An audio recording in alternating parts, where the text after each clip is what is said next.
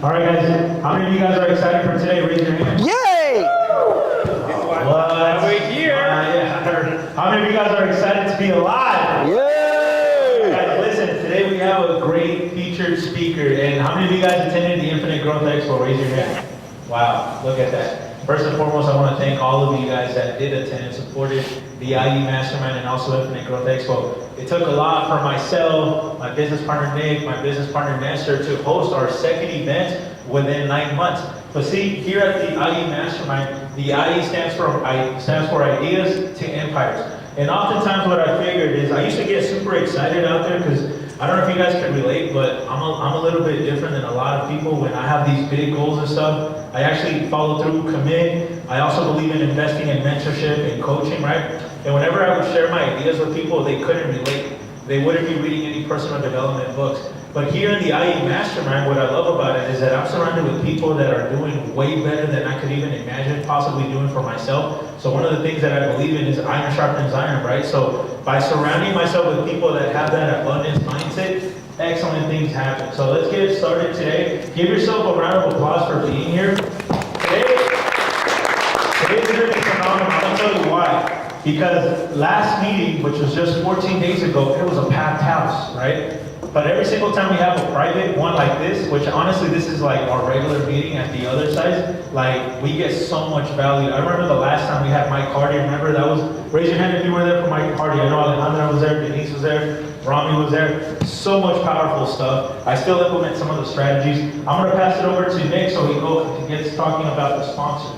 So every month we offer sponsorships available to sponsor this event. And the sponsor that I met, this is an amazing company that I met at Business Expo in downtown Los Angeles. They're out of Colorado, so they're not going to be here, but they put a video together. And once you see the video, you'll understand why it's a great partnership and a great sponsor for us to use for our businesses. So it's a quick 2-minute video, but it's a great listen. Are you working hard to build your company's brand? You have recognized that your employees are the face of your company. Their professional profile images, however, leave a little bit to be desired. Are you stressed out trying to find the time to get professional headshots of your team? Is your team distributed across the country or across the world? Meet PhotoPax AI. We founded PhotoPax AI to help your company build a powerful brand with professional photos of you and your employees. It is inexpensive, fast, and high quality. Just provide a few candid images and get back hundreds of professional photos in a matter of hours for a fraction of the cost of a professional photographer. We use the power of the leading edge of AI technology to provide high quality images that will help your brand and your entire staff create professional photos of themselves to represent your company in the best possible way. Hello everybody, my name is Jeremy Gustine, founder of PhotoPax AI. I recently met Nick Paez at the business show LA. I discovered that he runs this IE Mastermind group. Being a business founder myself, I am well aware of the significant challenges that we all face trying to grow a company and make connections with like-minded people. A group like this is immensely valuable for helping each other reach our goals and find unique business angles that we might not have thought of otherwise. PhotoPax AI has partnered with the IE Mastermind group as a sponsor to help business owners elevate their web presence and grow their sales. Whether you are looking for professional headshots for your LinkedIn, or shots of you and your team in action solving problems for you and your clients, or websites or pitch decks, PhotoPax AI is here to help. Check us out at www.photopax.ai. You can also reach me directly at info@photopax.ai. I would love to hear from you. You can take a picture of that, or the information is also on the flyer.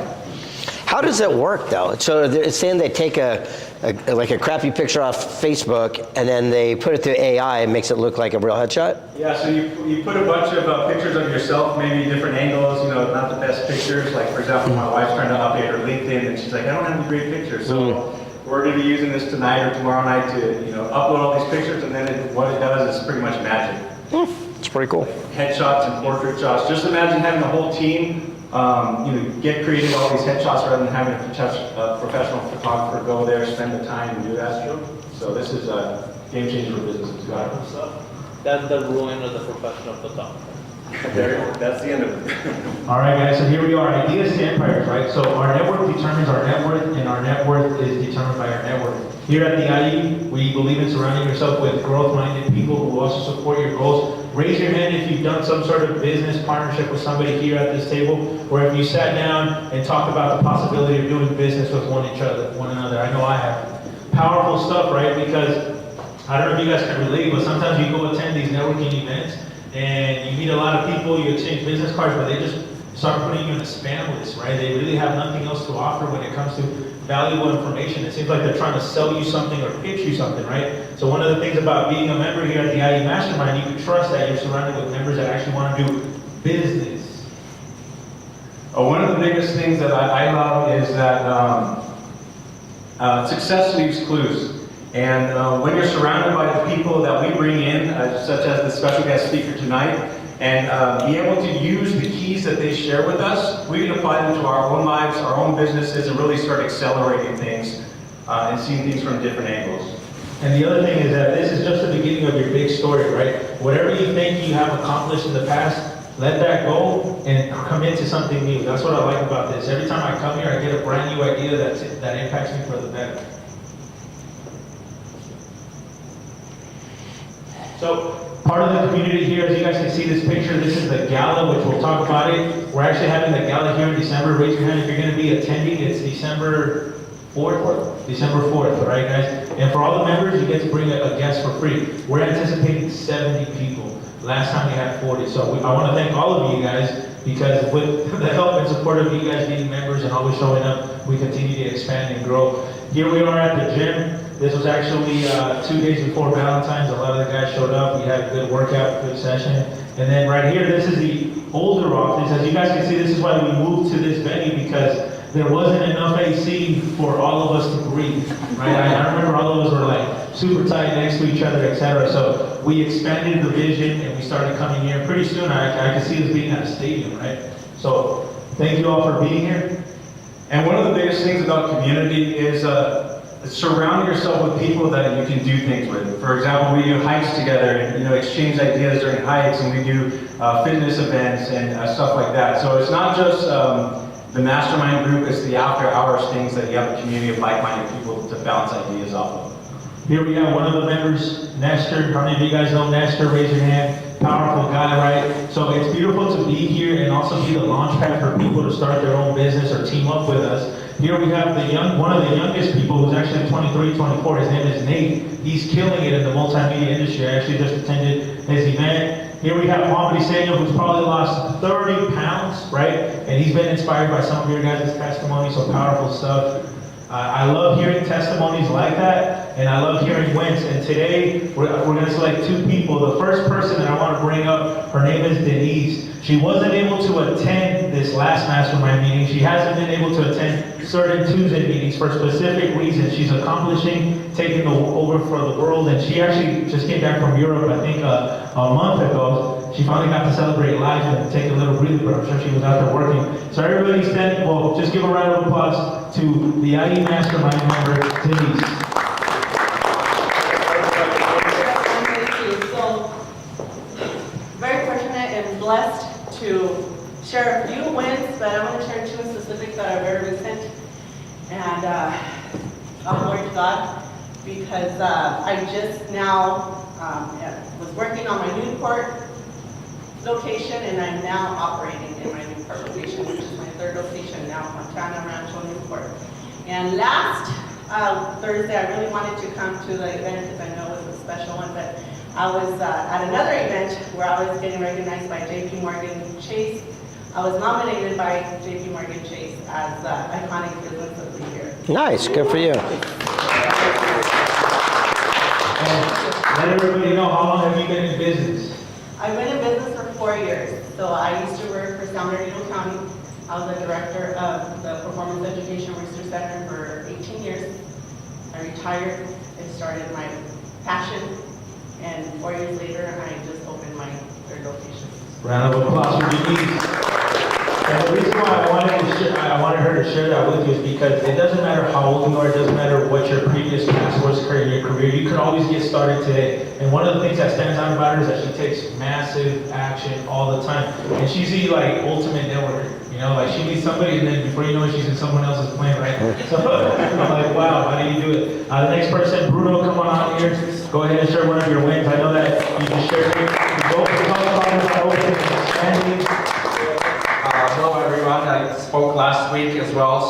Yes, they love having me out here. Thank you so much, guys. Well, a little bit about us. We're Salt Oasis, Holistic Salt Breeding Wellness Center here in Rancho Cucamonga. But right now we're currently working on a new project, another company that we're going to be launching an international project. I can't say too much yet, but hopefully if everything goes well, starting mid-January, February, we're going to be international as far as it goes. And been part of this group for about 2 years now. Amazing group. I've known Nick for maybe about 10 years now. And you know, great people and great networking overall. So, you know, if you could make it, try to make it to every single event. I myself just literally came from Europe about 3 weeks ago. I'm heading out again in December. So, you know, it's a good group to be part of. Thank you so much for having me. Thank you. Round of applause. Guys, that's what I love about being here. This table, just hearing all of you guys' win, growing like international, man. It's powerful. Congratulations to both of you guys. So next up, we're going to do self-introductions. Keep it brief. There will be an opportunity for us to network afterwards and also part of the mastermind. We're going to start off with Denise. Say your name, the company name, and then just let everybody know if you're a member or a guest. So everyone, I'm Denise Hernandez. I am a member of the IE Mastermind, and I'm the owner and founder of Vida Wellness. My name is Isabel, and I'm the owner of Godspeed Botanical, and it's a CBD online store here in Rancho Cucamonga, and I'm Denise's guest. My name is Jay Obier Alvarez. I have the Obier Group with Gold Anchor. We do real estate in commercial, land, and residential. And I'm a member. Thank you for sharing. Hi everyone, my name is George Dominguez. I'm the owner of Coalition Court Reporters, and I am a member. Again, hello everyone. Bruno with Salt Oasis, Holistic Salt Breeding Wellness Center, also a member. Thank you. Hey everyone, my name is Rami Reid. I'm the owner of the Business Guru. I help coaches build digital marketing systems to enhance their customer journey, grow their business, and overcome technical difficulties. Nice. Evening, Robbie from Ruggs Construction, and I'm a guest. Nice. Greg Reid, I'm a guest, and I am the founder of Secret Knock, and I'll be your speaker today. My name is Alejandra with Alliance Strategic Insurance Solutions. We help business owners use strategies to reduce costs, and I'm a member. Hey everyone, my name is Johnny Cash, and we do roofing. Company's name is Lifetime Roofing, and I'm a member of IE Mastermind. Hey everybody, my name is Gerardo Gatuno. I'm a civil engineer. My company is Inland Consulting Group. So I do civil engineering design reports for any development type projects. And I'm a guest. And Nick Pius, my full-time business is Alliance Strategic Insurance Solutions. We do little to no cost health benefits, and yeah, we help people just grow their business by adding additional benefits for their employees. Well, come on in. Take a seat. We're in the middle of introductions, so we're going to introduce yourself. There you go. Right there. Go ahead and introduce yourself. Right there. Say your name, company name, and then if you're a member or a guest. Hello, my name is Henry Recinos, owner of HR Painting and Design, con Pasadena. And my name is Lucero, and I work with him in his company, and I'm his wife. Round of applause for the newest members of the IE. One of the things that Lucero shared on Tuesday, which I want to share to everybody here, is that she just completed her first book. What's the book? The Millionaire Next Door. The Millionaire Next Door. And the reason why she said she was inspired to complete a book is because at the last meeting I said, raise your hand if you at least read 10 books, and like 90% of the room raised their hands, and she was like, oh snap, I gotta get it. She took action. She took action. I'm Life Coach Jesse, the Vice President of the IE Mastermind here, and I help business owners take a quantum leap in their business and personal life, right? So you guys break limiting beliefs and also self-sabotaging habits. So real quick, we're about to get started. Today we have a featured guest speaker. This speaker right here, what I love about him is you guys should definitely look him up on YouTube. He posts a lot of valuable content, all right? And he rides a skateboard. And he's like, he just, in 30 seconds, he gives you so much value. How many of you guys saw him speak at the Infinite Growth Expo? This man has nothing to sell you, but everything to provide. You guys see that stack of books? I'm excited for those books. All right, so Nick, take it away. So it's my privilege and pleasure to be able to introduce this guest. You don't understand what a privilege it is to be in a private room with this gentleman.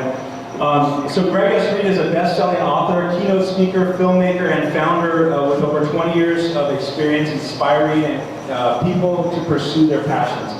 He's the creator of The Secret Knock, an exclusive event connecting leaders and like-minded individuals. He's authored over 100 books. 28 has been bestsellers, including 3 Feet from Gold with Sharon Lechter and contributions to the Think and Grow Rich series. Brett has spoken at prestigious venues like the Pentagon, United Nations, and he produced films such as Wishman, Stickability, and the Think and Grow Rich, The Legacy. He's been honored at the Star on Vegas Strip Walk of Fame and recognized by the White House for his mentorship. But most importantly, he's a proud father to his son Colt. And let's give a round warm applause. Yay! You know, it's interesting, we're talking about, where's the business guru guy? Is that you? And I was doing a podcast today, and they're talking about the difference between a mentor and a coach. And I believe for myself that we should have multiple coaches and multiple mentors in our life. And to me, a mentor is somebody who does not charge you. It's an older, wise sage that's already gone one step before you. It's someone that can give you counsel and guidance, but then you hire a coach to kick you in the ass to do it. So for example, a mentor might say, Greg, you need to lose some weight, and then I hire a coach to wake me up to drive me to the gym, right? So they're two different things. On the same note, it's important to have multiple people in your life. I mean, here's the reason why. The realities are, I play tennis, and I'm not gonna ask my tennis instructor who's working on my backhand about my speaking career. And I'm not gonna ask my CPA, who's an amazing person, about my writing skills. So I believe it's very important to make sure that we get the right people in the right order to give us the guidance that we want. But unfortunately, a lot of times we get one coach or one little person in our life and think that they are the almighty being. Seek counsel and not opinion. What's the difference? Counsel is based on wisdom, knowledge, mentorship. People have already done it. Opinions based on ignorance, lack of knowledge, or inexperience. If I went to a family friend around the barbecue and say, I'm gonna write a best-selling book, they might try to talk me out of it to protect me, to keep me safe, and guess what? Uncle Louie's never written a best-selling book. But if I go to Mark Victor Hansen or one of these amazing people that wrote a book that sold 1 billion copies, they're gonna say, here's what you wanna know and give you counsel based on wisdom, knowledge, mentorship. If we would spend our daily activity only seeking counsel and ignoring people's opinion, that's the day our lives would change. The big question is, where do you get this counsel from? That is why we started our Secret Knock. That's why you started this mastermind group, is to surround ourselves with people that are actually doing it and not just talking about it. Unfortunately, majority of us, I've found, especially as entrepreneurs, we feel like we're a little bit of a fraud. We feel like we have the imposter syndrome from time to time, right? We're like that beautiful duck on top of the water. On top, we look great. Everyone admires what we're doing, but underneath, we're freaking out, right? And we're like trying to stay afloat. And the realities are, we've been taking care of our friends and families and everyone around us, and sometimes we have to start taking care of ourselves, our own well-being, like we talked about at the event that we did before. Now, this little book right here, a lot of people, as you know, I've been published now in 150 books, 45 languages. I have 2 honorary PhDs, yet I'm dyslexic, I can't spell, I can't read, and I can't write. If you play me Words with Friends, you'll win every single time. And the secret, again, is to work our strengths and to hire our weaknesses, or collaborate with our weaknesses. So for myself, I'm full of shit, I'm a good talker, so I got these amazing ghostwriters and editors who could take my words and then craft them in a way that people would want to read it. When I did this first book, I was turned down by 268 publishers, agents, and printers for the first book. Again, I'm dyslexic. The first book was like dog, boat, beaver, car. It made no sense, right? So I got a ghostwriter, they recrafted it, and people went on to actually read it. In fact, my whole concept was a boy that I mentored wanted a bike. He got off his ass, he mowed lawns, he made money, bought a bike. Well, that wasn't very sexy, so my ghostwriters recrafted it. It was a glorious Sunday afternoon when a young, bright-eyed lad caught the entrepreneurial dream. As he went outside, right, they did their thing. It was my message, but they worked their strength. So much so that one quote from this book was shared 37 million times. It says, a dream written down with a date becomes a goal. A goal broken into steps becomes a plan. And a plan backed by action makes your dreams come true. You got to think it, you got to feel it, but ultimately you got to get off your ass, you got to take action, you got to do it. Now, imagine if I would have quit after 50 rejections, or after 112, or 215. It's the people that don't let another person or themselves talk them out of what they know to be true. Not what you hope, not what you wish, but you know in your heart of hearts you're onto something, right? And that's the key, to not let another person tell you what you can and cannot do. I know you want it, but I'm going to give it to her since she just read The Millionaire Next Door. I think that would be a good one for her to read. This one right here is called, yeah, exactly. I don't know what that applause is for, but good for you, I guess. Now it's her second book. Yeah. Hey, by the way, I've written way more books than I've read, just for the record. Exactly. This one's called Positive Impact. It's by my mentor and I did together. And his name's Charlie Tremendous Jones, and he has a quote. He says that you are the same today as you'll be in 5 years, except for two things: the people you meet and the books you read. It's who you hang out with, it's what you put in your head that determines your character as a person. In high school, if you hung around smokers, you're a smoker. Jock, you're a jock. If you hang around people that complain, bitch, and moan, well, that's your conversation that plays in your head. If you're sitting there on Instagram and only looking at, chaos videos, then that becomes our conversation. But if we hang around people that are positive and solution searching, then that too will be the conversation. That's why I admire, and I'll drive 3 hours each way to come to places like this, because you're actually doing something. Would anyone like a free copy of this book? All right, I'll come all the way down here, give that one to you. Now this little gem right here, I've got a mentor, and I've got a icon that I look up to. His name's Jim Stovall. And Jim Stovall wrote a book, and it was made into a major feature film called The Ultimate Gift. And I asked him one time if he'd ever co-author a book with me, and we did. This one came out last year, and I will kiss it, so you think it's a sex book, everyone will want it. Who here would like a copy of this book? There you go. This one right here is called Ambition. It's about getting off your ass and doing. There you go. It is the action in the law of attraction that makes our dreams come true. And then this little gem right here is called The Power of Proximity, of putting ourselves in the circumstance for success. Again, people always ask why I give out books when I speak, and the truth is they didn't sell so good. So what we do here, this little gem right here is called Tapping the Source. Tapping the source is very, very important, and I'm going to tell you the reason why. Do we agree that in the airwaves right now there's country music, rap music, and classical? Yes? And if we took a radio receiver and dialed it into an exact frequency, could we pull it down? Yeah. Have you ever met someone who's not as smart as you, but they have more success than you, and it pisses you off? Yeah. Have you ever met someone that's not as good looking as you, and they have a better looking spouse, and go, what the fuck are they doing? Well, the difference is they tapped the source. Damn. They made it ease and grace. And guess what? Happiness, joy, health, wellness, prosperity is all around us as well. And certain people know how to dial that frequency and bring it to them. And here's the way you tap the source. It is literal. If I Googled right now men's shoes size 10, it will give me 1 million selections. But if I say men's shoes size 10 within a mile of my vicinity, it dials it in. Do we agree? Yes. That's the same way. What happens is we put it to the universe the exact question. Unfortunately, here's the question that most of us ask. Are you ready? What? Why does this shit always happen to me? This is why, you dumbass, and gives you more. When will this go to hell in a handbag? Doop, that's Tuesday at 4. That's the question we're asking. Successful people that tap the source, here's their questions. How can it get even better than this? Exactly. What is the solution in the challenge I'm facing right now that I'm not seeing? Who's on my phone that I could go ahead and do contact roulette and open up and go, zzz, who's got a resource that I'm looking for? And guess what? Those answers start happening. But it's when you start looking for it, like Rumi, the philosopher, said, whatever you seek is also seeking you in return.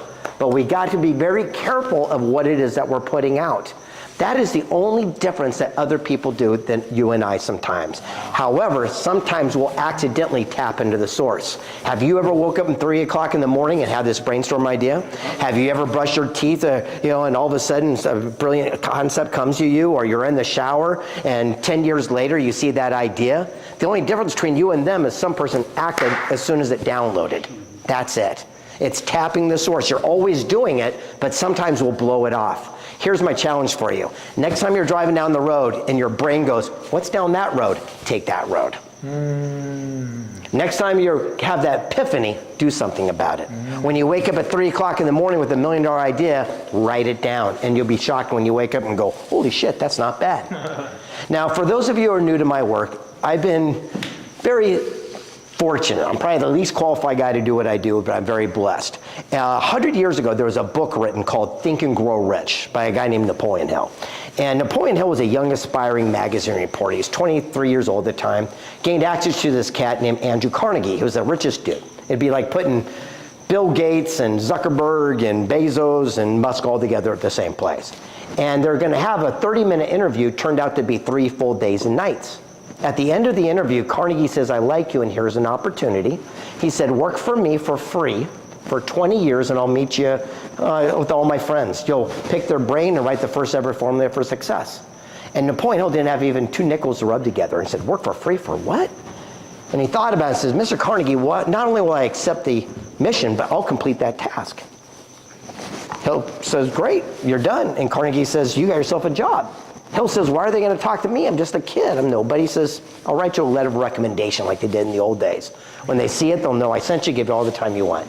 Sat down with Edison, Einstein, Fords, Rockefellers, and wrote the 20th best-selling book in history. But here's what you don't know. Carnegie was a stickler for action and gave his guests 60 seconds to make up his mind to work for free for 20 years. And when Napoleon Hill said yes, Carnegie pulled out a stopwatch he began in his pocket. There was 31 seconds left. But the best part of this story is that Carnegie made that same offer to over 250 men before Napoleon Hill. Wow. He was the only person to say yes. Everyone else had a bad case of the one size. I'll take action one side, get the kids out. One side, get the big break. But it's the people that take the action with the golden opportunity, they're the ones that we tell the stories. 100 years later, from the time that Napoleon Hill was gifted that letter of introduction, the Napoleon Hill family and foundation gave me the same letter. Basically a Willy Wonka ticket to meet any human alive. So my full-time job is I travel the world to meet the most powerful and influential people and tell their stories in books and film. I say film because I just did an amazing project a few years ago that completely transformed my life. Frank Shankowitz was at my event. He started a nonprofit called Make-A-Wish Foundation. It grants wishes to terminally ill kids. And I asked him, I said, what is your wish? And he said, no one asked me. I said, well, I want to be the guy that grants the wish of the founder of Make-A-Wish. What do you want? Anything, I'll give it to you. He says, I just want my story to be told so my grandkids will know I did something. He signed over his life rights. I said, I'll make it a major film. Just know I've never made a movie. It took me 6 years, but when it came out, it made the ballot for the Oscars, and it's still trending worldwide. It's called Wish Man with the moral that everyone can be a hero. You don't need to be a celebrity or superstar or whatever to give a pair of socks to a homeless person. You don't have to be a celebrity to stop someone from being a bully. Everyone can do something to have a ripple effect to impact the lives around them. From there, I went around the world and met the most amazing humans, and we wrote the first in the series called 3 Feet from Gold. It's a story about a guy named R.U. Darby. He goes out west and he's got this thing called gold fever. He knows nothing about gold. Starts digging in a hole and finds a couple nuggets. Gets excited, goes home, tells his family. They chip in money to buy equipment so they can pull it out by the R cart. Sure enough, filled with gold. The first time they're excited, they're rich, but then the gold ran out. They kept digging, but there's no more gold. Defeated, Darby walks out of this mine and says, I quit, and sees a junk man walking by. He says, hey buddy, give me $200. I'll sell you the mine, the deed, the equipment. The junk man surveying the equipment is worth 10 grand. Said, here's $200 before you change his mind. Darby goes home defeated, but the junk man goes to an engineer and says, what happened? This guy hit gold and ran out.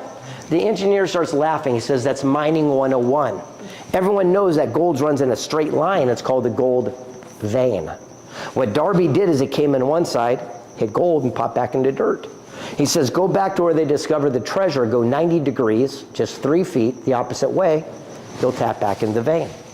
Not only did the junk man pull millions upon millions of dollars out, but that's what fills Fort Knox today. And the moral is, how many times have we or someone we know quit one class short from a degree, or sales, or marketing, or marriage? It's easy to quit, but it's the people that go that extra 3 feet, they're the ones that we tell the stories about.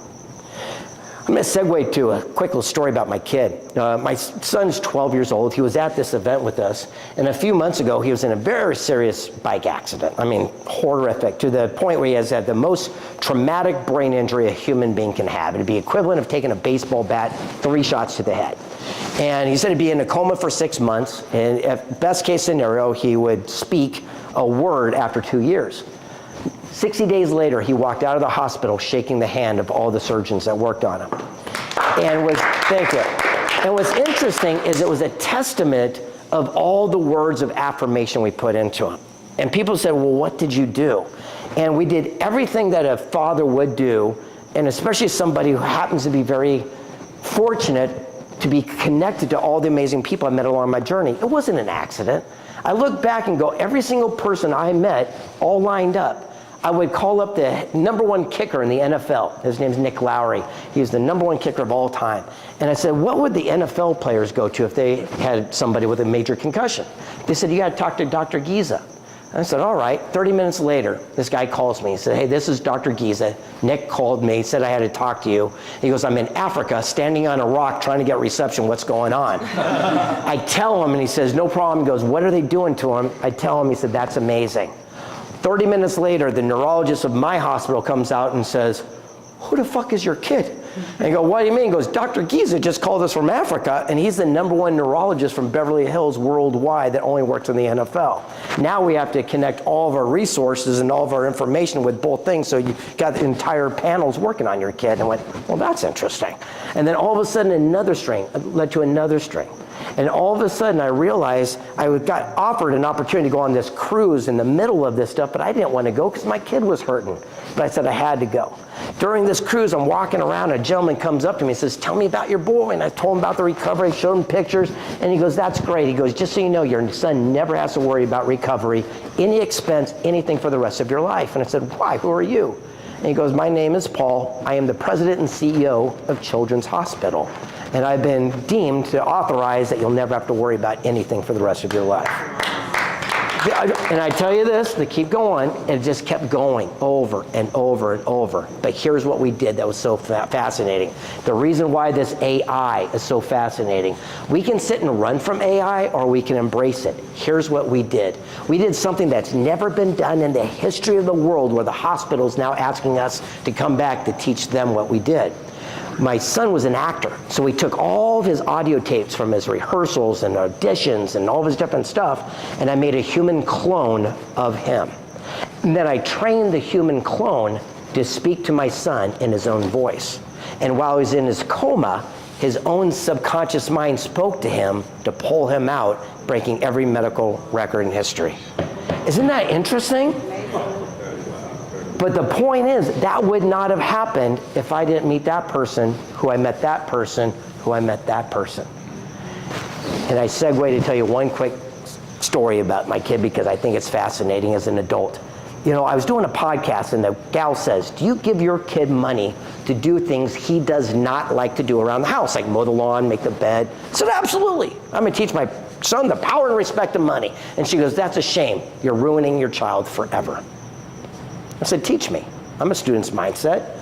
She goes, think about it. You're training your child from the earliest of thought, the earliest of memory. The only way to get money is to do something they don't like. So I said, hey, son, you make these TikToks and Instagram. I got a shitload of followers. From now on, you're my video guy. And that's how you're going to make your allowance. So now he'd come up to me and say, hey, Dad, the new Jordans are out. How many TikToks you need for the new kicks? And it changed the paradigm. And I said, and by the way, to live in this Ocean View estate and drive around in a Rolls Royce, how about we'll call that contribution? You make your bed once in a while.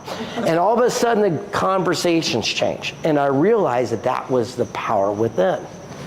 From there, I did a book called Stickability, The Power to Persevere. It's about not giving up before the miracle happens. And one of my favorite interviews from this Stickability was a guy named Marty Cooper. Now, Marty Cooper invented something called the cellular phone. Everyone's got a cell phone. And I saw him on 60 Minutes. 3 days later, I'm in his office. And I said, Marty, what does stickability mean to you? And he said, stickability has to be parallel with another word called flexibility. He says, if you're not willing to adapt and adjust, you'll get stuck. And he told that famous story about a spider monkey. He said in the rainforest, the spider monkey's so fast and nimble you can't catch it. One hunter figured it out. He took a heavy log, drilled a hole, put a peanut, and left it at the base of the jungle. The monkey would smell the nut, come down from the treetop, reach his hand in, grab a hold of the nut, and then his fist becomes so big he can't pull it out, become anchored to the log. All he's got to do is let go, but he holds on with dear life, thinking it's nut, it's nutrition, it's saving him. The hunter comes by, captures the elusive spider monkey. He said, the moral is, are you holding on to your own nut in life? But it could be in the form of a job, or fear, or the past, or guilt, or a car. And he goes, what you're holding on with dear life, thinking it's saving you, just like the monkey thought the nut was, could also be the thing that's leading to your own demise right now. Sometimes you have to have the courage and the fortitude to simply let go, adapt, and adjust so you can live to fight another day. And the people that I kept finding over and over had the greatest success, the greatest wealth abundant mindset. You know what they did? They stumbled across it. I didn't find anyone that had a complete path from beginning to end. Truett Cathy, the founder of Chick-fil-A, you ever heard of him? And I remember I was walking around his compound, and I said, I want to be a billionaire like you. What do I do? And here's his answer. Stop planning. I go, what? I go, that goes against everything I ever learned, everything I've ever taught, all my books. And he goes, last year you had a lot of plans. He goes, yeah. And I go, how did that work out for you? He said, 5 years ago you had a master plan. He goes, I guarantee you hit a goal from time to time because you're scrappy and innovative. But it didn't go as you expected. He goes, the secret is to look for and capitalize on unexpected opportunity. He says, if I'm on my sofa in the living room and I want to get to the end of the street, I get off my ass and I move that direction. He goes, every planner is going to plan where they're going to stop and take a break. If a sprinkler comes on, that goes against plan. They run back home, not me. Did a kid leave a skateboard or a bicycle out I could borrow to make my journey short? If I get real lucky, I'll wave down a neighbor driving by and hitch a ride. He says, either way, I'll get to my goal and my destination. I'm just not so caught up in exactly how it has to happen. One of the cats I talked to in here, his name is Ron Klein, one of my dearest friends and mentor. He invented something called, have you guys ever seen this? The credit card magnetic strip. You ever seen a little strip on the back of a credit card? I said, how did you do it? And this is a great testament about finding a solution. He said, back in the old days, if you went to Macy's and you wanted to buy some dishes, what they did is they gave you a plastic card with raised numbers and letters. They'd have an accordion list of numbers and they'd look at yours and see if it wasn't on there, you had good credit. They put it in this little machine and go ka-chink, ka-chink, and you leave with your stuff and they send you a bill. He said there's a way to put smarts in that card, and reel-to-reel tapes were the cool thing back in the day. He said, so I took a little piece of that, I impregnated to the back of the card, I did a stop and a start, and I put the number in the middle, and then I made you the machine. I go, what do you mean? He goes, you ever notice you put the card and you got to slide it the right thing? You are now the reel-to-reel tape player. First there's a problem, then there's a challenge, and then there's solution. Unfortunately, most people quit in the challenging times. And my favorite interview from that stickability was a guy named Steve Wozniak. You guys know the Woz? They created Apple computers with Jobs. I said, how'd you do it? And he said, we embraced our lack. I go, what? He goes, we embraced our lack, what we didn't have. And I go, how in the fuck, what does that mean? And he says, little microchip processors came out, they were very expensive. Jobs sold his car, I sold my calculator, we pulled our money to buy one of these little devices. He goes, but Hewlett-Packard and IBM would make machines that go from A to B with 20 chips. They had all the money of God. I'd pull away 5, A to B with 15. I'd pull away 5, get to work with 10. Eventually I found a way to go from A to B using a one chip. He goes, we weren't trying to be innovative or cool or we could afford one chip. But by embracing that as an opportunity, I found the shortest, cleanest path. And by doing that, I changed the way people do personal computing forever. He goes, where could you be right now in your own life and business if you stop looking at something as your greatest challenge and obstacle, but it could just be your greatest blessing and opportunity in disguise? This little nugget right here is called Thoughts Are Things. I did it with a guy named Bob Proctor. You got enough books over there. So Bob Proctor, what? No, he's just stacking up. Yeah, you wanted this one? So Bob Proctor and I wrote this book. You guys know him from The Secret and all that shit, right? And it was interesting. We thought for sure when we started this book that thoughts are things. Your thoughts become realities. Bullshit. If thoughts were things, I'd be a slice of pizza right now. I'm hungry, right? My thoughts become things by the actions in which we take. There's a bumper sticker that says, I can tell everything I need to know about you by the people you hang out with. You ever hear that? Again, bullshit. I can learn everything I need to know about you by the circumstance in which you're in, because you're the one who took the action, thought the thought, and put yourself in that circumstance. We are where we choose to be. And if we don't sit like where we're at, we can do something about it. If we're in a bad relationship that's horrible, we're the ones that courted somebody to get in that relationship we went out. If we don't like our job, we're the ones that lied on our resume to get that opportunity. We can do something to take that action, because it is the action in the law of attraction that makes our dreams come true. Action in the law. This right here is the last book Napoleon Hill was supposed to write before he died. Never got a chance because he passed away. It's called Success in Something Greater. And what's cool about this little nugget here is I got to meet some amazing people along the Success Library, the people that created UGG boots. Who here is an entrepreneur? All of us, right? Okay. When the founder of UGG boots started UGGs, guess how many pair he sold the first year? 38. I said, why didn't you quit? He goes, I owed too many people money. He goes, I couldn't. He goes, I had a back room full of UGG boots. I had to at least sell them and get rid of them. So at least I said I'd try. And sure enough, they started working, and before you knew it, it became the juggernaut in which it is. But how many times, again, would it have been so easy to give up or quit before the miracle came to life? I did a book called Wealth Made Easy, where I interviewed people worth $100 million to $1 billion. And one of my greatest nuggets and takeaways was how simple things were. One billionaire is a land baron. And I said, how did you make $1 billion in land? And here's his answer. Time plus land is wealth. I said, explain.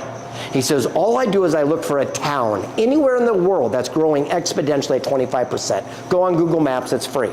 I look for Broadway and Main Street, and I draw a line out 8 miles, and I buy that dirt. I rent the dirt to farmers, they pay the lease, and I get vegetables for years. As the town continues to grow at 20, 30%, eventually ends up on my plot. And since I'm on Broadway, Main Street, and I own the biggest amount of land, I sell that to Costco for 800 times what I paid, $1 billion. Simple. The guy, Jason Stein. You ever heard of those memorabilia companies that they have like autographed jerseys and balls? You ever seen those things before? Well, one of my favorite interviews I did was with Jason, and I said, how is it you guys made so much wealth and prosperity? And he said the same thing, dirt. I said, how do you figure? He says, well, back in 2007 and 8, we had a realization, and no one was buying our memorabilia, they're barely paying their bills. He goes, but if I realized if I had a pair of Derek Jeter shoes, they were worth $2,000. If he signed them, they're worth $4,000. But if there was dirt on the shoes, I could sell them for $20,000. And I said, well, how did that make you billions? He goes, well, it's pretty simple. When they started tearing down all the coliseums, all the different sports centers, I went in before they could take that dirt, the infield, to the dump, and I put it in keychains and pens and all kinds of stuff. And he goes, I took all the seats people were sitting in, I put them in plastic things for man caves. I made more money with the garbage and the dirt on there than most people could imagine. The question is, do we have our own acres of diamonds right below our feet right now? What are we sitting on this exact moment that it could be common sense to you, but is genius to somebody else? Again, my son plays this game called Fortnite. Kids pay $20 to sit in a chair and watch him play this game. Why? Because he knows all the tricks and techniques. What's common sense to him is genius to someone else. What you're doing right now is genius to somebody else. Somebody else would pay a lot of money to learn what they're doing. There's a lot of people that would love to come to this country to learn how to set up a health facility and to make something operational successful. Again, what you do day to day, somebody out is willing to pay for it. That is the key to success. And I'm going to wrap up with this. Normally I sit back and hang out for a lot of time, but I got to get back because I drove many hours here and I got many hours to get back. But I'll wrap up with this final part of 3 Feet from Gold. Out of all the different people that I've had a chance to meet, and network with and whatever. The greatest interview came from a wordsmith and a poet, and I never saw it coming. His name was Evander Holyfield, the old boxing guy. I said, how is it that you won so many heavyweight championships in your life? And he said, I have a higher standard. He said, in sports, I showed up early, I left late, I invented exercises. I had a higher standard and I won more championships. He goes, where could you be in your own business if you raise your standard? I said, but didn't it hurt being in a fight? He says, yeah, it hurts, but when you're in a fight, you don't focus on the pain. You don't focus on the blows. As soon as you do, you end up on your back knocked out. But that's what people do outside the ring. They focus on gas prices, war, economy, elections, and then they wonder why they never become a champion. He pulled me in tight. An Adonis of a man missing half an ear bitten off by Tyson. He said, the funny thing is when you do win the championship, he says, everyone comes to their feet and they chant your name. They raise your hand in victory and the guy puts a big shiny belt around your waist. He says, at that moment and at that second, you don't feel even one of the punches you took along the journey. But the guy in the losing locker room has every bruise, every excuse for the rest of their life wishing they had a higher standard. So in closing, I don't know everyone at this table, but I know one thing about you.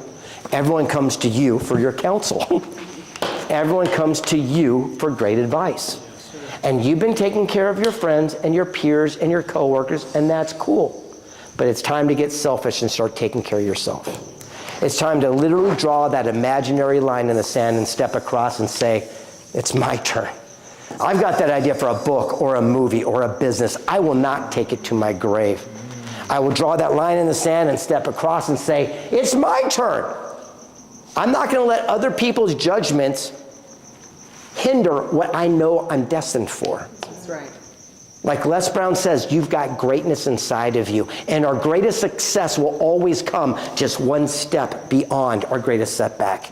So we draw that line in the sand and step across and say, it's my turn. I love you, family. I love you, friends. I've taught you everything I know. Now it's time for you to take care of yourself so I can take care of me. You have got greatness inside of you. Never give up, and you never surrender, because you too could be 3 feet from gold. Thank you. This is a chance to ask a couple questions, and I gotta fly. Yes? Right, can you sign this for me, please? Absolutely. Question. And I guess you are the best person that can answer my question. Spell it. J-E-S-S-E. Ask the Yep. question. Ask the question. He listens. Yeah, it's like I was reading Outwitting the Devil. Yes. Napoleon Hill, and I just started 2 weeks ago. And there's a big part when he went to Andrew Carnegie and he told him about the other self, that you gotta find out the other self. Yes. So in your belief or based on your experience and your journey, I know you're like very well have inner work, and if you read that book, Tapping the Source, isn't it time for people to know the other self and know the source based on your experience? I think we are coming around to that time. Have you noticed that more and more people are getting in touch with themselves? They're questioning, what they've been taught their entire life and been indoctrinated with, whether it's school, religion, politics, things of this nature, and they're now speaking up and stepping out and making their own voices heard. And I think that's one of the biggest things of Outwitting the Devil, that when Napoleon Hill, for those of you who are new to it, it's basically a parable where Napoleon Hill has a meeting with the devil, and the devil's telling him all of his secrets he did to trick mankind and society the whole time. And it's Napoleon Hill's job to trick the devil to teach him all the tricks. That's what it comes down to. And one of the things that they kept talking about was the power of how we are taught something that is an untruth, but we believe it to be true, because if it's told enough. Think about this, just as an example. What if we stopped thinking everything we were taught is reality? Because the true definition of truth is only what the general population agrees to be true. For example, it was true when you were a kid that Pluto was a planet. It was true you could catch AIDS from a toilet seat. It was true you could catch COVID from standing within 6 feet of each other. It was true. Think about everything we were told that was true that is not when you go back and look at it. It should make us question everything. And at the end of the day, when we start seeking real truth, that's where your inner, who you truly are, will come to fruition. So you're on the right path. Just the fact that you're questioning is pretty amazing, by the way. Next question. I think everything's full of shit. And until you go do your own due diligence. I have a question. Yeah. What are some of the things that you track in your personal life to keep you sustaining with the level of frequency that you mentioned? I surround myself with only positive, like-minded energy, period. You will never find a craphead coming to my house, ever, under any circumstance. And if I do, I get rid of it immediately. I understood the power of stop, and I'm going to give you an example. If I came into your home tonight, and I had a trash bag, and it was full of dirty diapers, rotten cheese, old milk, and I started pouring in your living room, what are you going to say? Yeah, you're going to say stop and kick me out. Yet, for some reason, we'll allow people to sit and dump all their shit, and we'll just sit and listen to it. So what I do, as soon as someone's dumping, I go, whoop, whoop, whoop. I appreciate where you're coming from. Unfortunately, I'm not a psychologist. I hope you can find the help that you need. Here might be a resource for you. I got to go. I just don't let people do it, because if you do, you'll get it all day. Yes? There are some people in this room that are reinventing themselves at 40. You know, what wisdom do you have for them when they're just getting started? Seek the highest form of counsel of people who have already accomplished what you do and ask them for guidance. And here's the other thing. Seek counsel from people that are getting the results that you want for yourself, ... today. What does that mean? If you go or I go and we ask someone, for example, we asked Rich Dad Poor Dad and Kiyosaki how to sell books today, I wouldn't ask him. He did it 20 or 30 years ago. Today's a whole different world. There was no internet. There was nothing, right? So it's a whole different world that we're living in today. So I might go to Grant Cardone or myself and say, how do you sell books today? That is the same for everything. So my answer would be, I would say, who is getting the exact results that we want, and ask them for guidance. And understand this, the most successful people are also the most available people. It's counterintuitive, but here's the truth. The most successful people are the most available. This is the way it is. If you're brand new, you're happy-go-lucky, you're fresh, you're cool. Pinnacle, happy-go-lucky, you got nothing to prove. In the middle, pain in the neck. You're filled with ego. You're edging God out. Jump to the front of the line. And here's how you get access, because you're thinking to yourself right now, that's easy for you to say because blah, blah, blah. Bullshit. This is the way it is. Specificity. Specificity is the key to all achievement. If I want to get to the guy who runs NASCAR, I don't know what a NASCAR is, but I'll reach out to them and say, I'm asking for 12.5 minutes of your time. I'm working on a new book. I'll cover my own cost and expense to come to you. From the time I open the door till the time I leave will be 12.5 minutes. I'm going to ask you one thing. What is the power of proximity? The chance of him coming from his office down to the break room to do that is so high.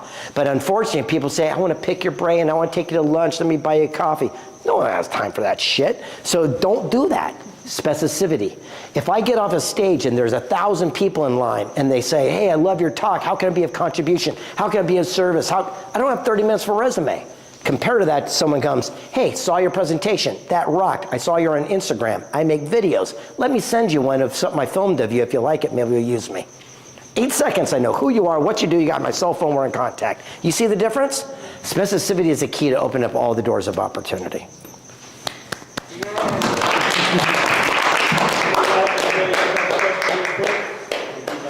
What's a limiting belief that you broke through, that you look back and you laugh at yourself, like, wow, why were you even given that power?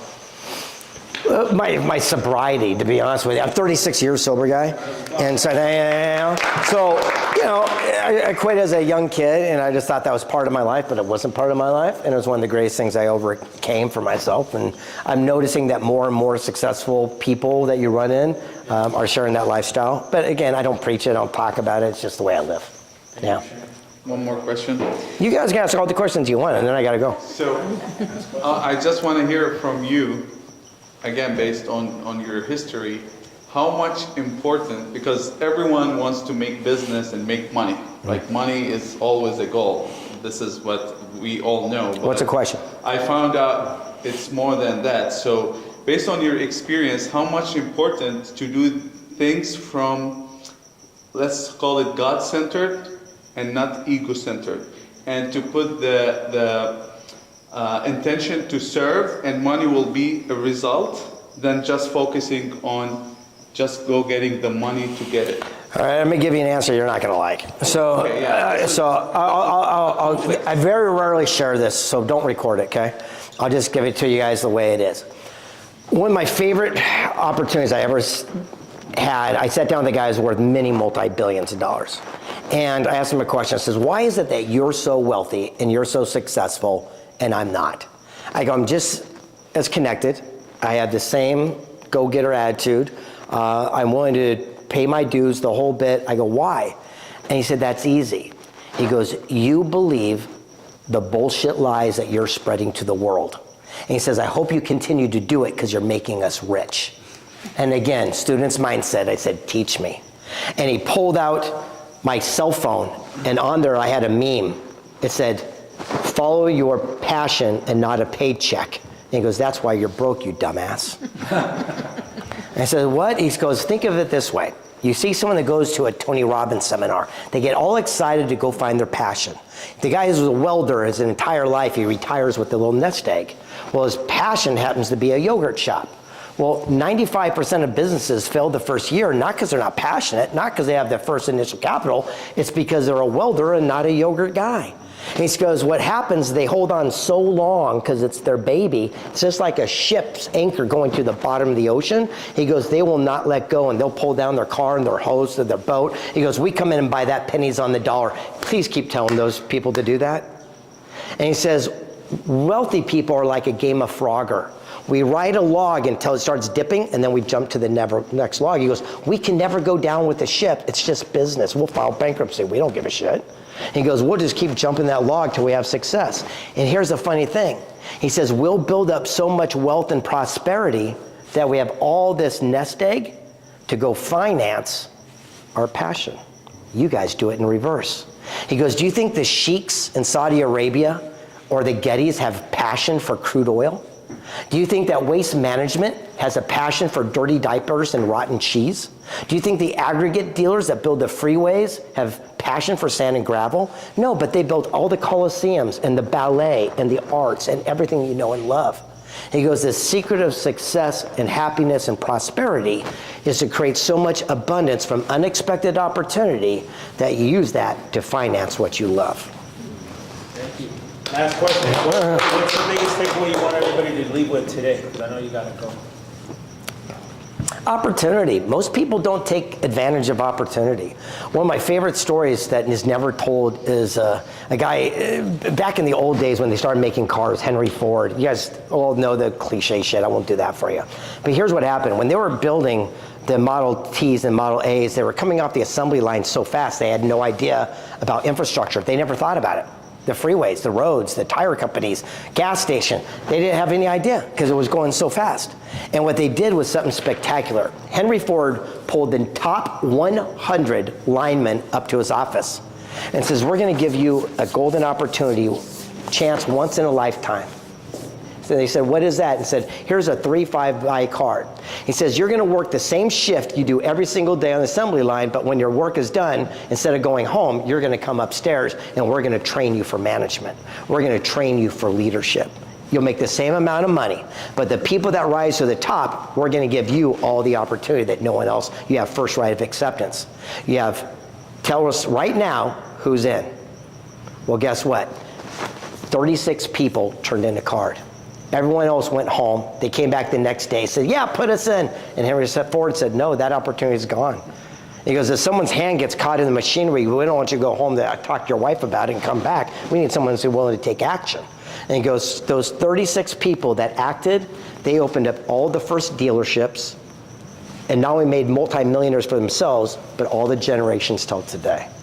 The big question is, how many times do we have to be given a golden opportunity before we reach out and accept it? Powerful, right? Yeah. Everybody stand up. Yes. Take it. A round of applause for yourselves and Reid, who came here and man, he delivered like a home run. So real quick, we're about to do a speed networking, guys. This is where we're just gonna talk, give a brief intro. What was your biggest takeaway from tonight's speech? Yeah, so this is real quick. We're gonna go into questions after this, so everybody grab your seat. Just to get to know each other a little bit. We're gonna go around the table, remind everybody what your name is and your business, and then what was the biggest takeaway that you got from the experience with Greg S. Reid tonight? Remember, have the abundance mindset, guys, and what that means is just share from a place of contribution, not from a place of taking, and also feedback is welcome. Oftentimes what happens in these private mastermind tables is somebody shares something, or they open up about something personal in their business, give them the feedback, all right? So we'll start off right now with Ovir. Ovir, go ahead. Speed network, keep brief, oh shit. What was your biggest takeaway? What do you? My biggest takeaway actually was the end. What he said about sometimes we focus so much into what we're passionate instead of what we're good at or what we're skilled at. And I have, in my life of 36 years, that has been one of my problems. You know, I have focused in passions. I'm an artist. You know, I like certain things, you know, and I have tried everything under the sun. And some stuff have worked, some stuff have not. So last meeting, you know, now that I'm doing my business, I have focused on my business, but on the things that I'm really skilled at, that I could get business back. And I'm seeing the results of really focusing on the things that I'm really good at, instead of listening to so many other people or trying so many other things. I'm narrated to do 1, 2, 3 things that I'm very skilled at, and I could really see now business is coming. Thank you. What was your biggest takeaway? Once again, my name is George with Coalition Court Reporters, and my biggest takeaway was to take action that he was talking about. We've been in business for probably 11, 12 years, and so I've gotten a little bit complacent, and there's times where ideas will come into my head or opportunities, and I'll write them down, but then you get caught up in like the day-to-day things, and then, you know, the ideas fall by the wayside. So just the take action and not,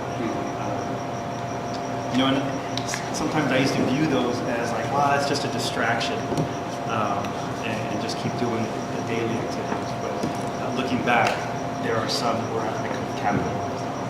So, thank you. Rami, what was your biggest takeaway? Yes, again, my name is Rami Reiden, and my biggest takeaway is proximity is power, as he said, and keep surrounding yourself with the people, like-minded people, and people who can lift you and give you better information. And better information always will lead to better results in life. So that was one thing.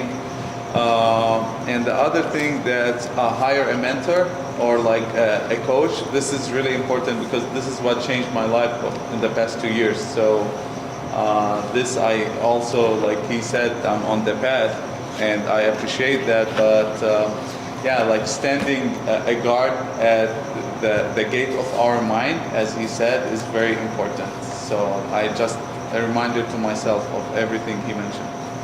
Thank you. Thank you. Robbie with Reid Construction again.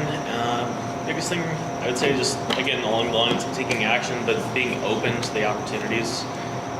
Our company, we over the last year, every month we seem to be having about a 30% growth rate, and it's purely because if somebody comes to us and asks, "Can you do this?" my answer is resoundingly yes, and I will find out a way to do it. I don't tell anybody, no, we cannot do that project. I find the people and the resources, and we put it to action. And because of that, for the past year, we've had a 30% growth rate month over month. And it's still continuing. So I'm looking forward to just putting that to action and continuing what he was talking about. Thank you. Lucero?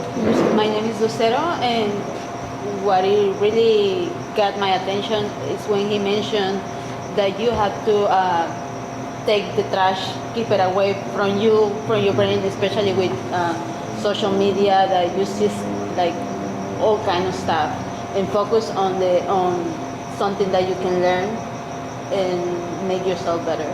That's good, thank you. My name is Henry again, and my biggest takeaway is that phrase that you said, we are what we choose to be. And action is the law of attraction. That's something that's really stuck with me and it's really powerful. So this is what I think it's gonna make a change for me or what will happen tonight. Thank you. That was my biggest takeaway. My biggest takeaway was, yes, when you get opportunities or ideas, like take massive action on them, because being in insurance has been what I know how to do for 14 years, but recently I've experienced like different solutions that have been brought up to me, and I can say that I haven't put those ideas like into massive action. And I've thought about who to talk to them about, but I don't go do it because, similar to what you said, I tend to think that's going to be a distraction. I need to focus on this, but realistically, that could be what actually, pushes me forward in a different way, towards a different area in business. So that's the biggest takeaway. Thank you. Next, I'm Johnny Cash. My biggest, there's a lot of takeaways that I got, but the biggest one was like stop planning and look for the opportunity, not the how. Just go wherever you want, start doing it, and then the path will show itself to you, rather than you look for the path and look for the ways to get there. But just have the goal and go after it. And there's other ones too, but that's probably, I'll share that one. Thank you guys. My name is Gerardo. I'm a civil engineer. My biggest takeaway was when he said, take that road. To me, it stood out because it's saying, take that opportunity. You see something, you're not sure where it's going to go, but it could lead to something bigger. So I underlined it, put exclamation marks after it. I was like, that to me just stood out. And I said, there's opportunities that come up, and I can't keep asking what if, or maybe next time. No, you got to take it. Thank you. My name is Jesse, and my biggest takeaway was the frequency. That's something that I track often. I do something called the Wheel of Life, and I track 14 areas. But then I've lived a life like where proximity has been something that I'm very freely and loosely welcoming. And I don't know if you guys could relate, having a heart of servitude where you just want to help so many people. It's like, you can't save everybody. That's one thing. I'm not everybody's savior, but the heart in me, the man of faith, wants to help everybody. But I've learned that the best way to help people is to help myself and have healthy boundaries where I surround myself with people that have integrity, follow through, level of excellence, and similar faith, right? So this was something that really resonated with me. And coming from him, I was like, okay, keep dialing it, right? The biggest kind of mind shift for me was where he said, really don't, if you want to really grow to an exponential level, don't only follow your passion. Because a lot of times we follow our passion, and we could be following our passion into a hole where we can't get out of. But look for opportunities, take action, and build so much wealth and stuff that you can fund your passion with the money that you've created along the way. Denise. So my biggest takeaway that just was clarification that I am in the right path was that it's my time. It's my time now.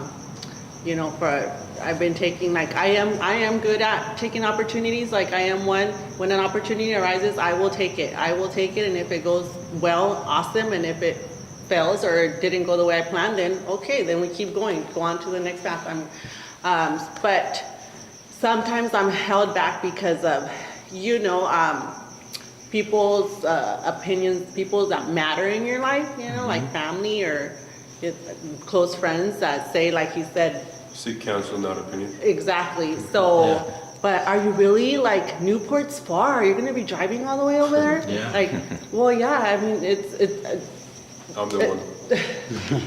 Opportunity. My prices are double over there than over here. Like it's, it's an opportunity. So sometimes I do second guess myself on, well, maybe they're right. Like that is kind of right. That is kind of far. But. Just like it's my time, and if it seems right for me, then it's right. Thank you for sharing. Excellent. And Isabel again. And for me, what I took away was embracing your lack. Because I find myself sometimes getting discouraged because I don't know how to do this or I don't know how to do that. And, he kind of feedbacked that with hiring your weaknesses and focusing on your strengths. So that stood out to me. Thank you for sharing. All right, guys, round of applause for everybody right now. What I love about these, and we, all of us have experienced the private mastermind tables. It gets real, right? It's like everybody starts sharing vulnerable, and it's like we could all be there. The other round of applause, look at the table. We got so many women out here too. Shout out to you. Round of applause. Powerful stuff. And the powerful stuff is we have a powerful couple here. We're starting to get a lot of couples. You guys that weren't here last meeting, powerhouses of couples. It was like a couples night, so that was beautiful. So next up, guys, turn your page here. I want everybody to take massive action right now. Scan this right now to register for the gala, okay? If you're a member, still register. It's free to you, and you have a guest plus one. If you're not a member, become a member, and then you get it for free. If not, it's $97 if you just want to attend. It's December 4th, but it says December 26th. I don't know why it still says that. It's December 4th, forget that. It's December 4th. It'll be here, 70 plus people. You get to show up, bring your significant everything, as I like to say, not significant other, because that implies you got one or many more, right? And then Monday, talk to them about Monday. So one of the huge opportunities that we have in our group, his name's Ryan Rock. Ryan Rock, he's a business broker. But his special superpower is he was an SBA underwriter. Yeah. So he understands the ins and outs of getting funding, how to expand businesses, how to double your business by buying other businesses with no money down.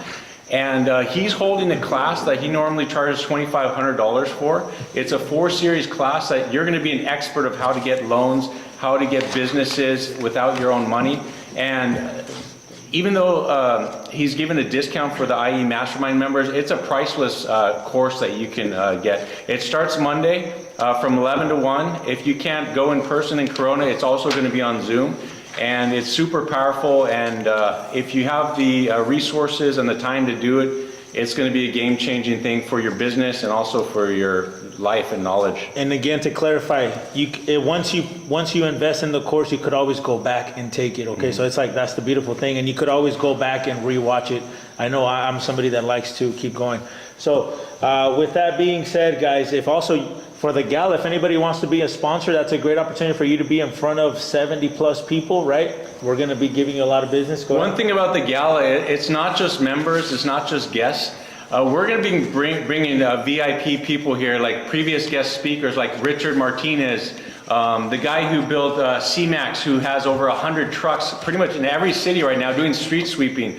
Like, people who've made hundreds of millions of dollars in revenue in their business, they're going to be there sharing, networking.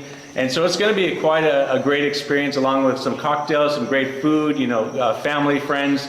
So it's going to be a great experience. And before we start with the mastermind, I just want to remind all the members, get back on the Tuesday calls, guys. What's going on? Doesn't matter that your business is picking up. Stick to what works, right? Be disciplined with the little things. So let's get started with the mastermind real quick. We'll put a timer on the phone and just pick one of these ideas to discuss. This time we're going to start over there with Lucero. That way we go around, Go ahead, Lucero. Pick one of those categories. Harold, you can pick one of 2 questions to answer. We're going to go around kind of flash style, like really quick, and it's also on your paper as well. So you can share your customer acquisition process in your business, like how do you get them, how do you kind of manage them, flow them through your business and kind of have that customer experience, because everybody has unique systems and ways that we can learn from. Or if you don't have like a great process to share, what's one main challenge in your business right now, and what's one system, resource, or person that you need to be connected to help, overcome that. So, Lucero.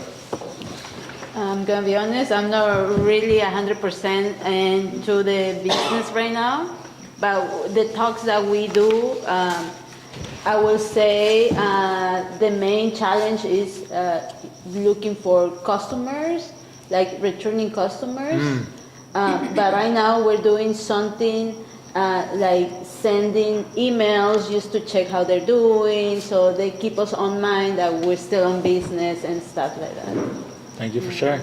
Newsletter, that's what we're saying. So the idea for that is just for past customers to remember me. Because I can paint a house like I said 2 years ago. By now, they don't remember me at all. If they need another painter, they'll find another painter somewhere else. But if they can see by newsletters on the emails, I send postcards, so they know I'm there. Plus, I'm on social media. So the idea is just whenever they need something, they know, oh, here's my painter. So they just call me. So that's what we're doing now. And how many employees do you guys have right now? 15. 15. And so Jonathan Rodriguez, you guys connected before. You know, he has probably 60 employees. You know, he's exponentially growing right now. I suggest take him out to lunch or, you know, dinner and kind of pick his brain, because as what Reid says, is find somebody who's already there and who's doing it right now. And he's a member as well. You're a member. That's what this is all about. Yeah. There may be some great collaboration. Someone who already made it. So Yeah. know how path, so Yeah. can follow. Yeah. So yeah, take action and do that. Yeah. For myself, one of the things that I'm really stuck on, I guess, is recruiting. So in the insurance world, you can have a form of a team. I moved back from Texas a few years now, and I have grown a small team. So I have, but in the insurance world, we recruit, and they're basically subcontractors. So right now, like the biggest challenge that I'm facing here is like subcontractors, or even hiring an employee. But going from me doing everything, I need to be able to leverage, other help. So that's where I'm stuck right now. And I did seek counsel from somebody that's doing it well, but I'm open to other suggestions that, because that person, gave me some ideas, actually helping me with something, but maybe somebody else has something to share, how they've grown their team. I was thinking about you, because you're doing so well with them, because it's a similar, right? Like you Yes. see people and then. So I have two ways that I do it. So I have my body sculpting training and certification program. So it changes like in the contract. Like if they're gonna pay for the program and I'm gonna give them all their equipment and they're gonna be their own entrepreneurs, then it's a certain cost. But if they're gonna pay for the program and not get their equipment and be with me for a contracted amount of time, then a lot of people go that way because they get the program for a lot less, but then they're stuck with me for a 6-month to a 1-year contract, depending on what we agree on. And then that means that they can't sculpt or do any of my services anywhere else because they got the certification program at a lot lesser price. Now, if they did a 6-month contract and then they're done with their 6-month contract, some choose to stay, but then some say, okay, I did my time, I paid you my amount, and then they go off and do their own thing, which is a great way. It's a win-win because now they got mentored, they got coached while they were still on the job. They still are learning the way of how I'm running everything that I'm running. So that, so that's how I. Yeah, I mean, realistically, when I hear you in the meetings, one of the things is like, I know the ins and outs of building an agency.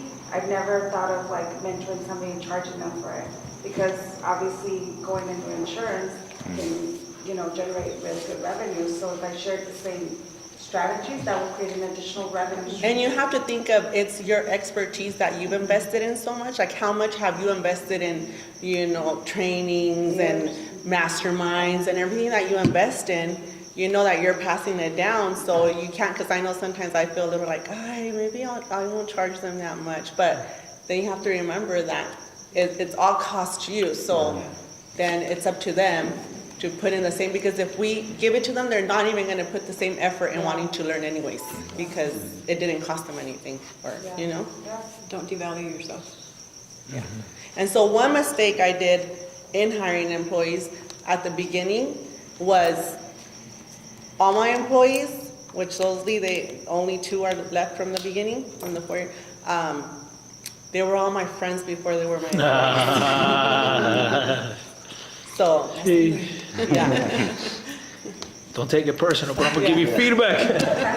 So that was challenging. Personal, So but I'm that gonna was, fire you. that was like, you know, Say hi to the kids. keep that separate, as I learned, was hard. Thank you for sharing. Cash? So one of the, to generate leads, that's two questions, right? Pick one. Pick one. So the way we generate leads is just from Angie's List, from advisors, personal Instagram and Google, all the, so a lot of advertising goes for the generating leads that come to us. And what's your flow once you get that lead in your system? Like, what's the process of? We have a CRM, which we have an in-house person that calls, sets the call appointments, and then they direct it to the guys that go out and to the houses, and they inspect the house, the roof, and then there's another system that we have a team that coordinates all the other rest of the project.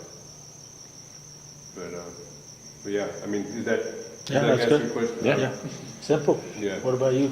I think I'm gonna choose the second question. I think my biggest challenge right now is I work full-time as well as run my business.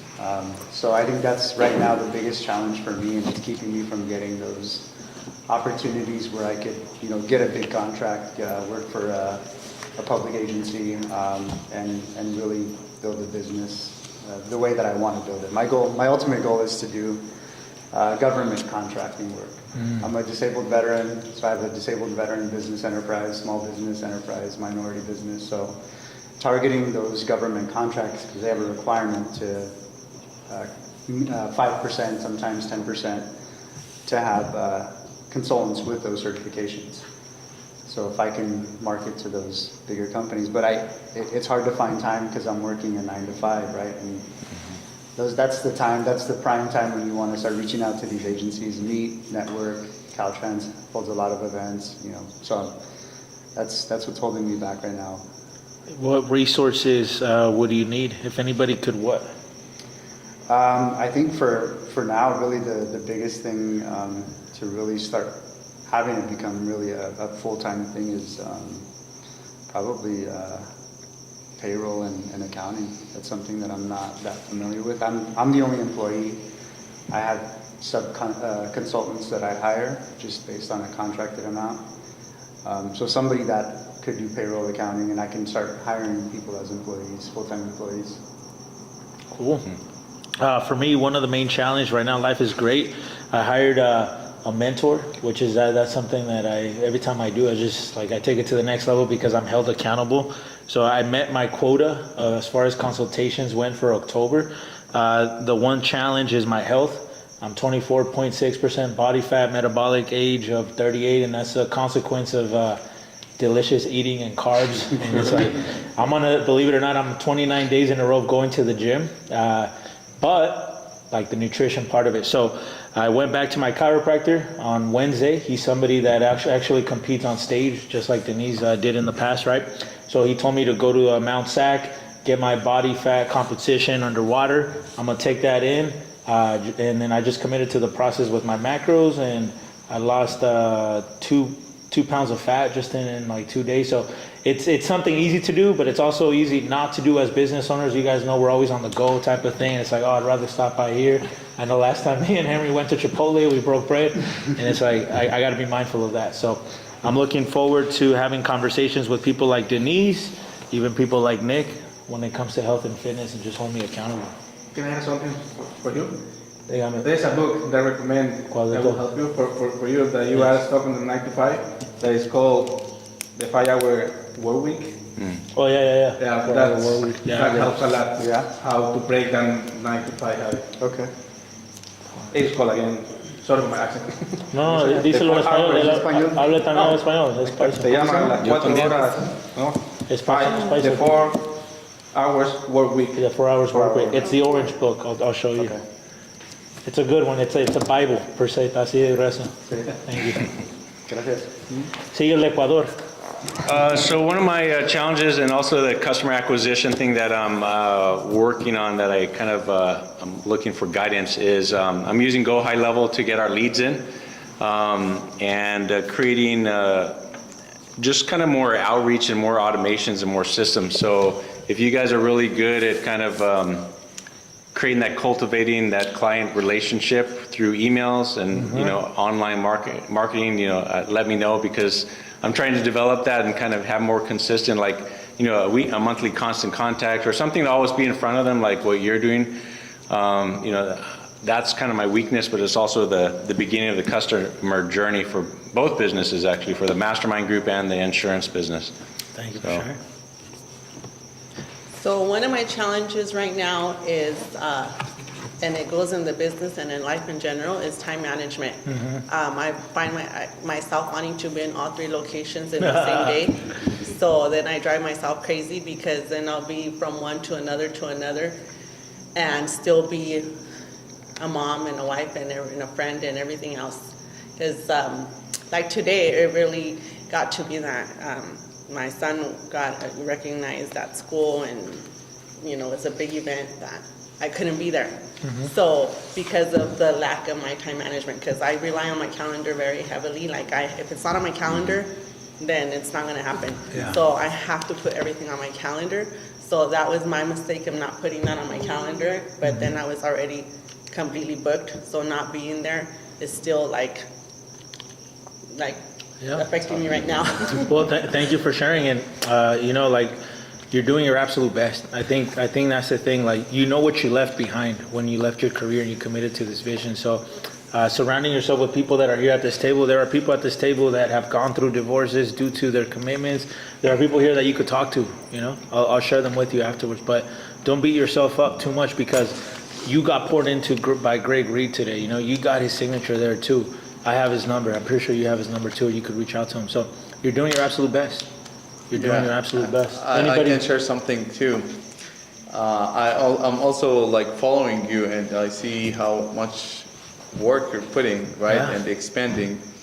One of the biggest challenges that comes is we have a lot of problems when we start to grow, right? And we start to blame, and most of the times we blame others, or blame events, or blame ourselves. So these are 3 types of blaming, and the 3 types are destroyers, right? So it's very easy to blame ourselves for things, right? But it's a destroyer. It's not gonna get you anywhere. So do everything elegantly, and imagine it's a game and you're enjoying it. Whatever it is, whatever challenge it is, do it elegantly with yourself. And this is part of the growth. It's the price of the growth. Yeah, like you said, it's a price. And one of the things that you could do is schedule celebration time, you know? It's like, take them out, celebrate something big. Anybody else has feedback on that? On any guilt or shame? Y en español, si quieres en español. Díselo. And while he's looking that up, I was my boys, Jacob is 20 and Joshua is 16, and I've been doing this business for 14 years. So I would always tell them, like, our time, the value is in the things that we do when we're together, because we're not going to be able to be together all the time. And yes, I am going to miss sometimes. I try for the most part, and I'm sure you do too. So what Jesse was saying is great. Sometimes we just have to, as moms, because that's, as a business owner and a mom, we have to be okay with it. But yeah, I would always tell them, it's the quality of the things we do when we're together, not the quantity. And I'm so grateful because the boys are emotionally stable and very healthy. I'm very proud of like what we did with the boys and how we raised them, and just our relationship. And yeah, they don't tell me you didn't show up to this, you didn't show up to that. They remember the things that we did do and the quality of the things we did together. Absolutely. In all times. Henry. The name of the book is Getting Things Done, and it's really simple. Once you have something to do, and as soon as you get in your head and know the thing to do, if you haven't done the first thing, you're done. You're not going to do anything. So do one thing first. And I made a video that do one step at a time. Do one thing first.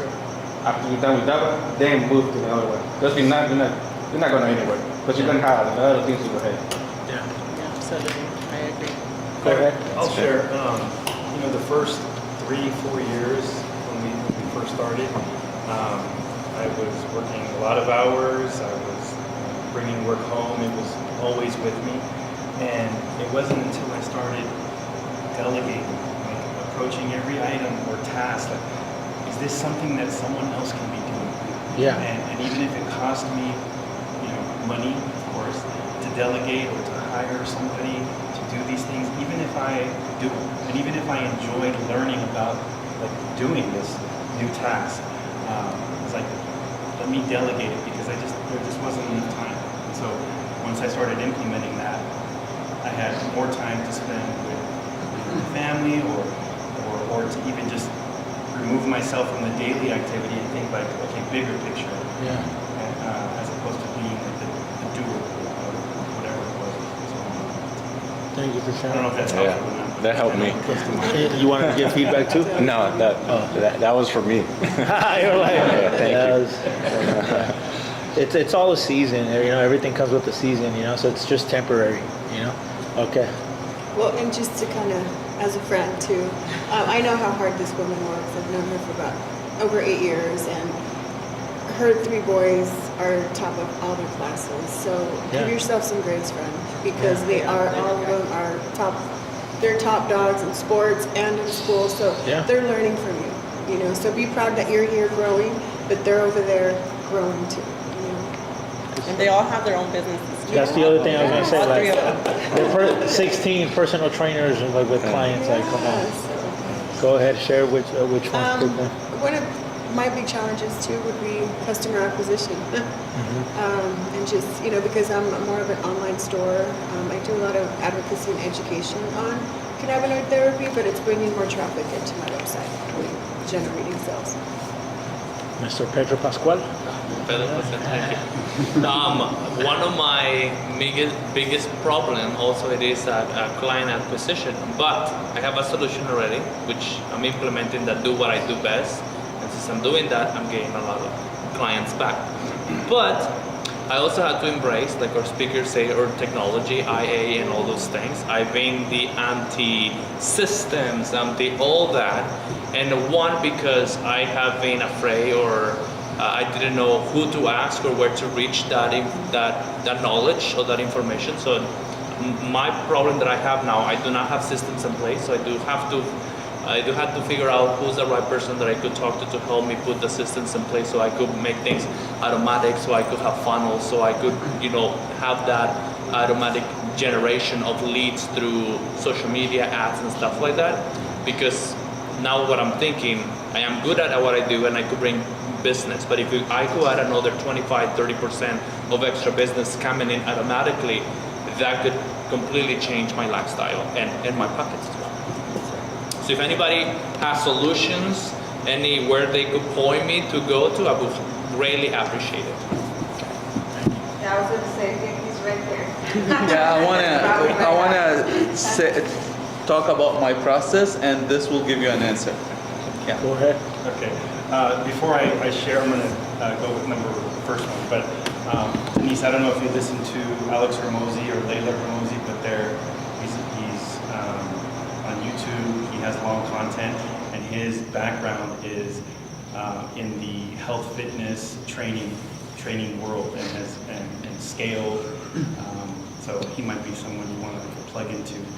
I listen to him, pretty consistently, and it's awesome content, and that's his background. I don't know. It sounds like you're in training okay. I think you find it very helpful. So, number one, our acquisition process. So we provide services to law firms, and we get through Google, through really just, we've been in business for a little while now, so they call, they email, and we put them through a process of, we put them into the CRM, we have drip content for them. But one of the things that we've done recently, because we don't have salespeople, and most of our competitors have salespeople. We're like, mom and pop, and there's big corporations like the Walmarts, right? But for our industry, they have salespeople. So one of the things that I did recently, and I was just sharing this with Nick, is I hired a VA. I hired a virtual assistant. We have employees, who handle the incoming calls, do the billing and all that stuff. And most of our workers are independent contractors. So it's almost like a staffing agency. And we send out our workers, and then the team handles all the administrative. But I hired a VA just to kind of test something. She's populating a spreadsheet, getting all the information from the court's website of the attorney and the case name and the case number, and putting it in. So at the end of the day, she's like, "Hey George, it's ready." And then I'll go in there and I'll send one email to all those people, very specific, very tailored, saying, "Hey Nick, I see you have a court hearing next Tuesday, blah, blah, blah. Let me know if we can be of service." Like right on point to who the client is. And so we're testing that to see, and all we need is like maybe one client every month from hundreds of emails very directed to our audience for it to work. So that goes with the specificity. Yeah, that it's Greg very, Reid was very saying. specific, as opposed to just upping our Google spend and hoping that because not all attorneys need our service, but so it's been very specific. And I think it's working so far. But I told myself I would give like 3 months of a sampling size. I was just thinking, like, going with what Greg Reid said with specificity. Yeah. You're just embracing that, so I'm sure it's gonna go great. That's cool. Before we move to him, there is just something that came to my mind, and it's something really, really silly. But you guys know. So I love watching Netflix. Even though I give myself a 90-day challenge not to watch, social media, I broke that because I travel. So recently, it just came up a show in Netflix that is like mindful murder, and it is an attorney who is very, very busy, and he doesn't have time for his family and kids, and he's on the brink of almost divorcing. He ended killing his boss. Okay, that's as much as I'm gonna tell you.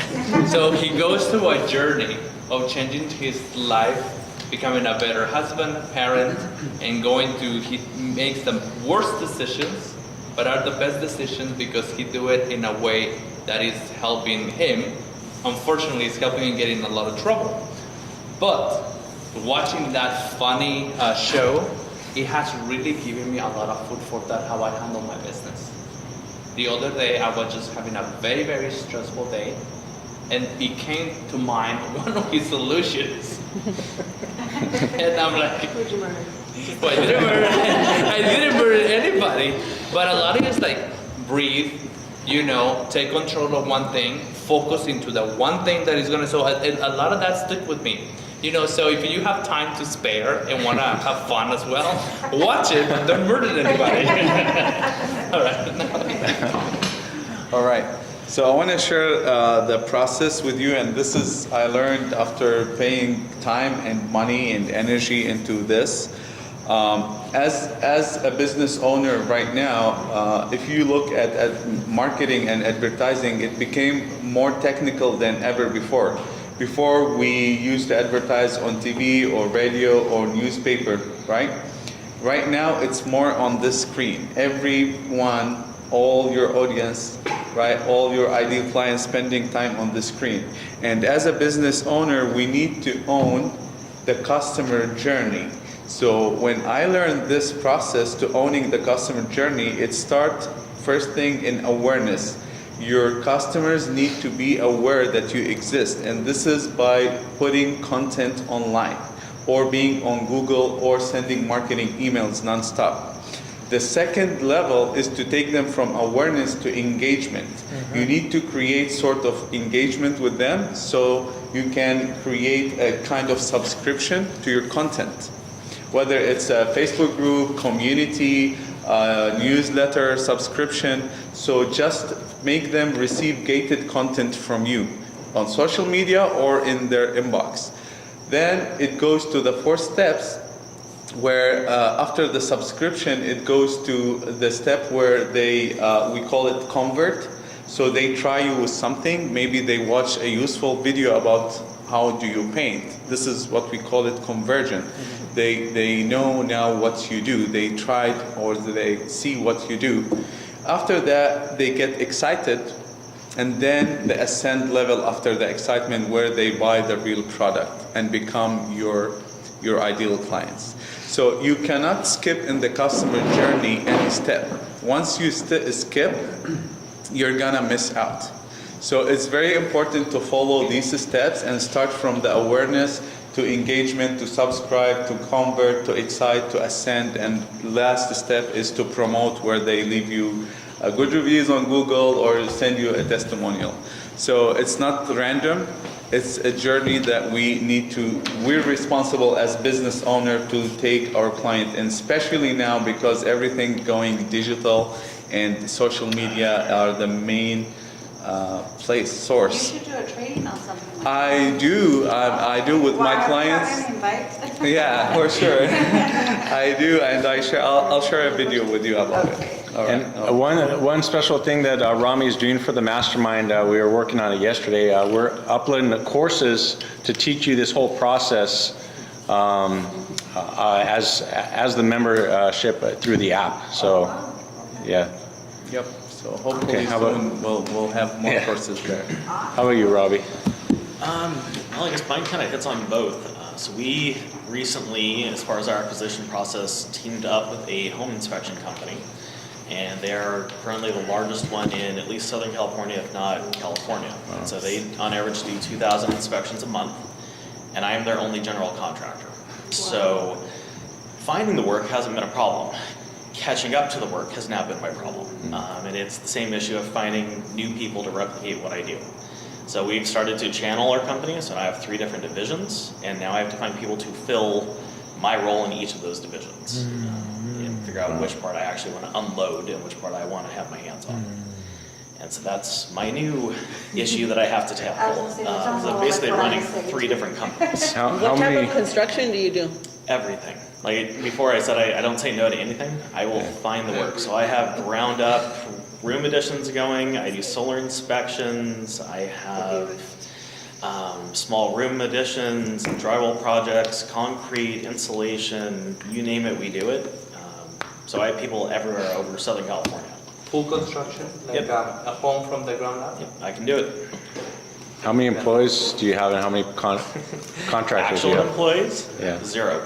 Okay, they're all subcontractors. I sub everything. I have And a do you group do of guys that I commercial or use. residential or both? Both. And so I'm also a 5th generation contractor. So I have very long-term people that I've used for literally generations. Damn. And our whole thing has been rising tides lift all ships. So all of the guys that work with me know they're going to get paid on time. They're going to get what they want. And so they give me the prices that I know I want. And we all have this understanding. But now I'm trying to branch into larger regions and bring in those same groups. So it's just trying to expand what I've had going here for 5 generations. Where are you located? In Upland. Yeah, we're one of the founding families actually for the city. So I've been there for a very long time. Awesome. Yeah, Thank you everybody for sharing. There's a lot of ideas and a lot of challenges, but yeah, give yourselves a round of applause. It makes me think of something that Greg said, where it's like someone is doing it at the level that you want to do it, and finding a mentor. Because I wrote it down as well. Like, there's somebody who's doing it at the level that I want to be doing, and so reaching out to them because I don't have one, and I kind of feel like it's branching up to that next level, and it's trying to get there. It's that.